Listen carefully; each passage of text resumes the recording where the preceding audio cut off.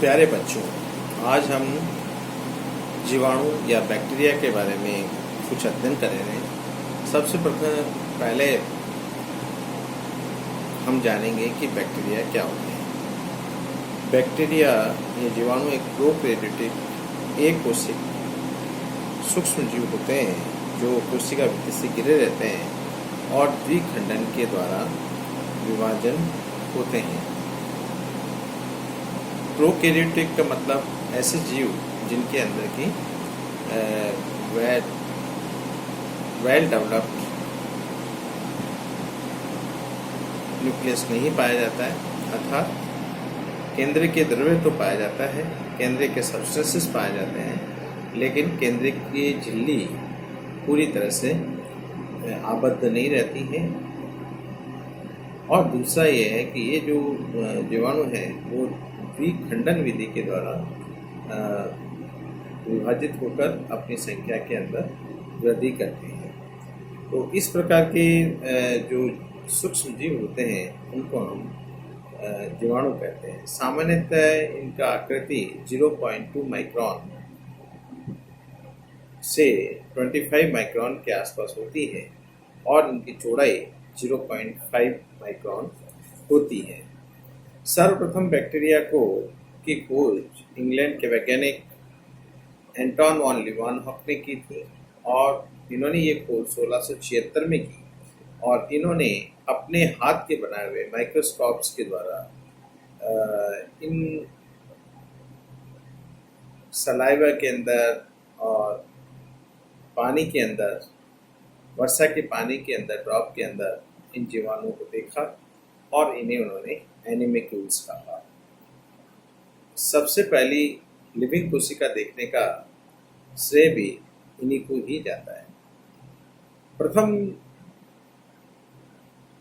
पोधजनक या यूँ कहिए कि प्लांट पैथोजेनिक बैक्टीरिया की खोज जो टीजे बुरेल नामक वैज्ञानिक ने की थी और इन्होंने 5 life of pear and apple या नाशपाती के दगदगमारी के रोग कारक के रूप में इसकी खोज की थी और इन्होंने इसे इर्विनिया अमाइलोवोरा नामक जीवाणु के रूप में पहचाना। जीवाणु के लक्षणों के बारे में हम अध्ययन करेंगे। पहला जीवाणु का लक्षण है जीवाणु एक कोशिकीय सूक्ष्म जीव होते हैं जिनमें सुविकसित केंद्रक नहीं होता, इसलिए इन्हें प्रोकैरियोटिक की श्रेणी में रखा जाता है। दूसरा जीवाणु का गुण होता है कि जीवाणु की कोशिका भित्ति पेप्टिडोग्लाइकेन या म्यूरिन की बनी होती है। तीसरा इनका कैरेक्टर है इनमें ऊर्जा उत्पादन हेतु माइटोकॉन्ड्रिया नहीं पाया जाता, लेकिन इनमें मेजोसोम्स श्वसन स्तन या रेस्पिरेटरी सेंटर के रूप में कार्य करते हैं। ऐसा अनुमान लगाया जाता है कि मेजोसोम जो है एनर्जी प्रोडक्शन का कार्य भी करते हैं। जीवाणु कोशिकाओं में न्यूक्लिक अम्ल, डीएनए और आरएनए दोनों ही पाए जाते हैं। प्रोटीन, कार्बोहाइड्रेट, लिपिड्स इत्यादि होते हैं। इनमें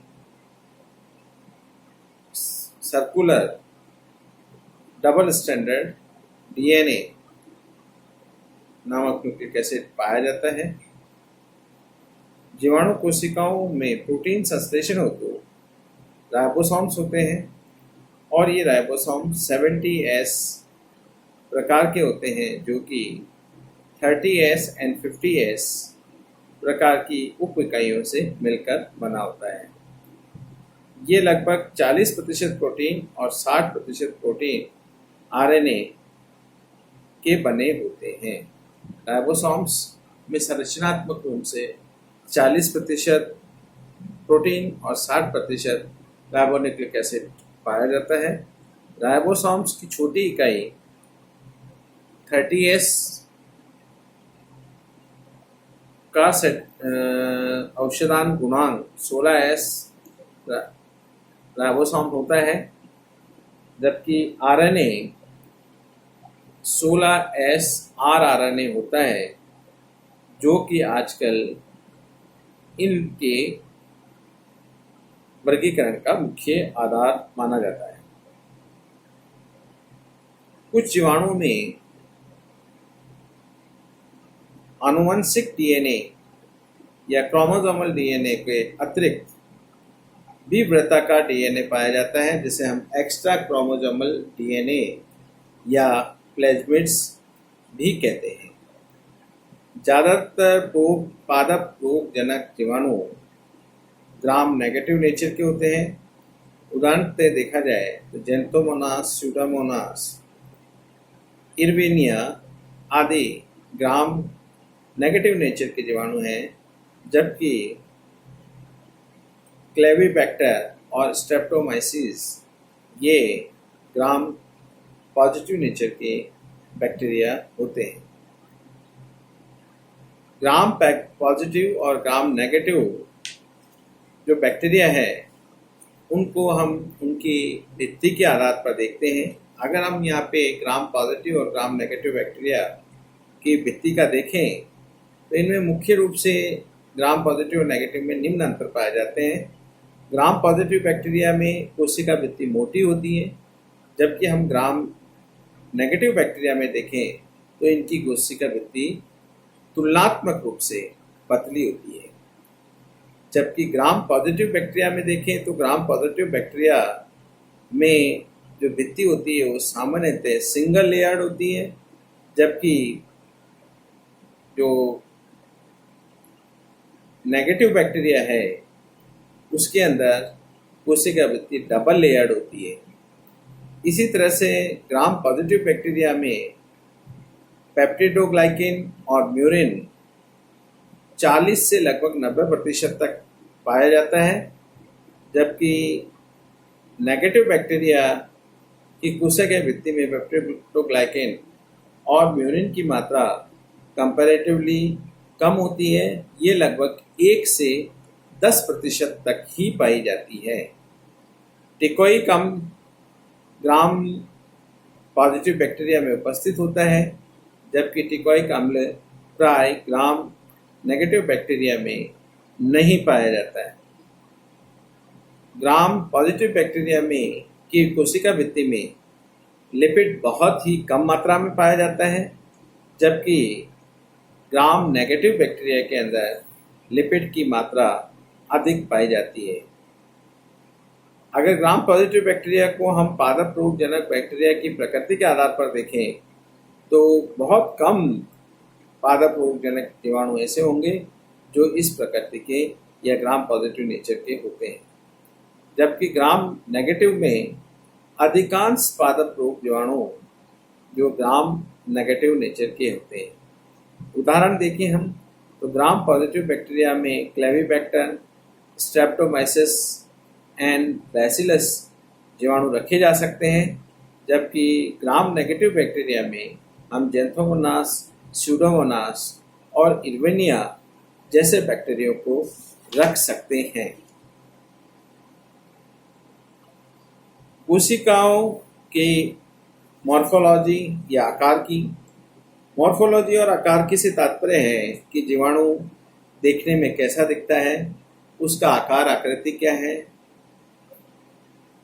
सामान्यतः जीवाणु छड़ाकार प्रकृति के होते हैं, लेकिन ये गोलाकार, सर्पिलाकार, विब्रियो रूप में भी पाए जाते हैं। जीवाणुओं की मॉर्फोलॉजी के आधार पर पाए जाने वाले विभिन्न आकार निम्न प्रकार है: गोलाकार या कोकस। इस प्रकार की जो जीवाणु हैं उनकी कोशिकाएं गोल होती हैं और ये आपस में एक विशेष प्रकार के क्रम में व्यवस्थित होती हैं। उस व्यवस्था के आधार पर इन्हें पुनः विभिन्न प्रकार के नामों से जाना जाता है। Number 1, micrococcus. इस प्रकार के जीवाणु में प्रत्येक कोशिका अलग अलग होती है और गोलाकार रूप में रहती है। अगर उदाहरण देखें तो माइक्रोकोकस स्पीशीज नामक जीवाणु जो है वो इस ग्रुप को रिप्रेजेंट करता है। डिप्लोकोकस ऐसे जीवाणु कोशिकाएं दो दो के जोड़ों में रहते हैं। ऐसा माना जाता है कि कोशिकाओं में सिंगल प्लेन पर डिवीजन होने से, एक ही दिशा में सिंगल प्लेन में डिवीजन होने से डिप्लोकोकस टाइप के जीवाणु बनते हैं। इसका उदाहरण है डिप्लोकोकस न्यूमोनी। इसी तरह से जब दो से ज़्यादा जीवाणु कोशिकाएं जो गोलाकार हैं, कोकस फॉर्म है, एक लाइन में अरेंज हो जाती है, तो जो संरचना बनती है उसे हम स्ट्रेप्टोकोकस कहते हैं। ये कहते हैं कि यदि किसी कोशिका का एक ही डायरेक्शन में एक से ज़्यादा बार विभाजन हो जाए और वो आपस में एक दूसरे से अलग ना हो तो एक चेन सी बना देते हैं और इस रूप को हम स्ट्रेप्टोकोकस बैक्टीरिया कहते हैं। इसका एग्जाम्पल है स्ट्रेप्टोकोकस लैक्टिस। टेट्राड ये गोलाकार जीवाणुओं की वो व्यवस्था होती है जिसमें 4 जीवाणु कोशिकाएं एक साथ लगी रहती है, या यूँ कहें कि किसी भी माइक्रोकोकस के डबल प्लेन पे डिवीजन होने से 4 कोशिकाओं का जो समूह बनता है उसे हम टेट्राड कहते हैं। सार्सिना, जब कोशिकाओं का विभाजन किसी निश्चित प्रकार से नहीं होता और निश्चित प्रकार से होता है और इसमें ये 4 से 8, 8 से 64 इस प्रकार से अगर समूह में इकट्ठा रहते हैं और एक घनाकार आकृति बना देते हैं तो इसे हम सार्सिनी जीवाणु कहते हैं। एग्जाम्पल है सार्सिनी ल्यूटिया। स्टेफाइलोकोकस, स्टेफाइलोकोकस में गोलाकार बैक्टीरिया संरचनाएं जो हैं उनका जो विभाजन है वो इरेगुलर होता है और इरेगुलर होने के कारण वो अंगूर के गुच्छे के रूप में दिखाई देती हैं, इसलिए इसको हम स्टेफाइलोकोकस बैक्टीरिया का नाम देते हैं। उदाहरण देखें तो स्टेफाइलोकोकस ऑरियस इसका एग्जाम्पल होता है। आकार के रूपों में दूसरा रूप है छड़ाकार। ज़्यादातर पादप रोग करने वाले जीवाणु रोडसेप या छड़ाकार होते हैं। उदाहरण है जेंथोमोनास।